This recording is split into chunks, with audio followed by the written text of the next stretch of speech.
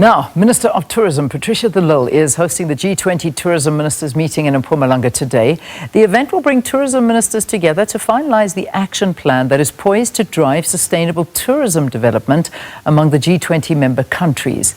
So, Ayanda Nyathi is there and he's going to chat to the minister. He's in the Kruger National Park. Ayanda, let me hand it over to you.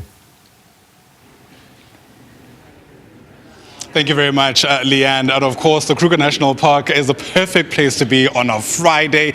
The weather's good, the stage is set, and the deliberations in some ways have culminated to this moment. As you mentioned, the tourism minister is going to host the G20 Tourism Ministers Meeting, and it's all taking place in the venue where we are now. So let's jump straight into it. You've already highlighted some of the main issues that are likely to top the agenda, issues around sustainable tourism, air connectivity, and the list really goes on and on. The Minister, before her much anticipated address, is with us now. And Minister, it's great to see you. Welcome to the SABC News Channel.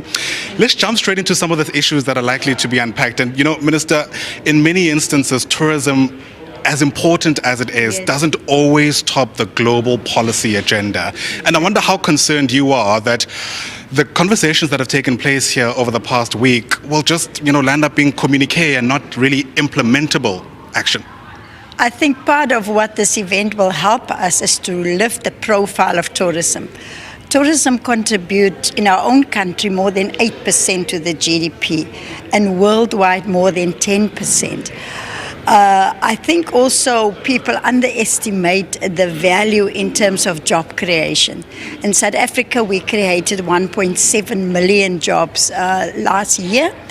But we've seen in the month of July here in South Africa that we've seen an increase of 26% of arrivals, over 880,000. And it's for us as South Africa to utilize, these arrivals, because for every 12 arrivals, you create one direct job and at least 3 indirect jobs. So it's a matter of focusing, Ayanda, to illustrate how important the sector is. Yeah.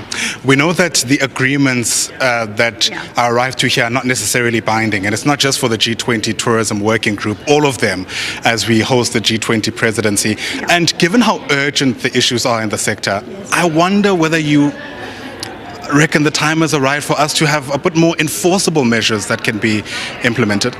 Well, right from the beginning, when we announced the theme for South Africa, I insisted that every deliverable, every one of the 4 deliverables must have an action plan. And that when we go to in 2026, to the USA, countries must come and report what they've implemented.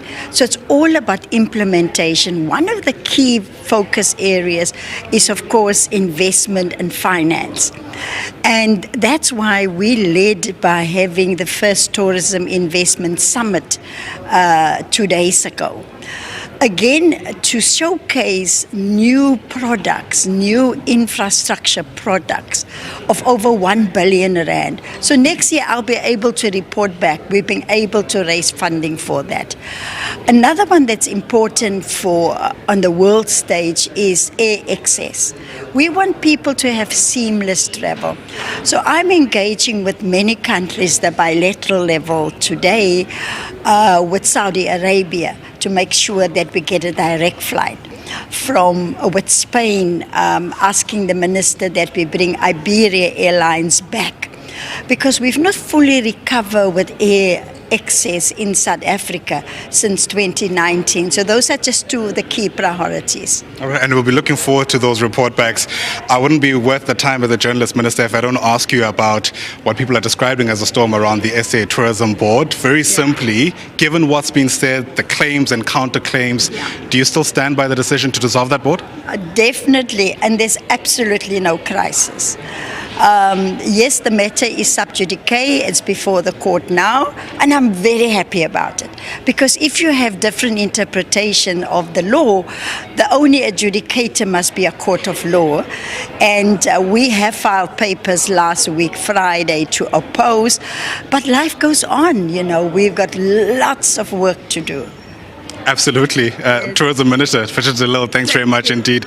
Really do appreciate it. And of course, we'll be watching the space very closely, no matter where you are on the spectrum. We do know, of course, that tourism in this country is really one of our beacons, and there's certainly consensus that a whole lot more can be done to ensure that South Africa continues to shine on the global stage, including here in the Kruger National Park. Thanks very much, Ayanda Nyathi, and I hope you get to enjoy some of the splendor of that magnificent park as well.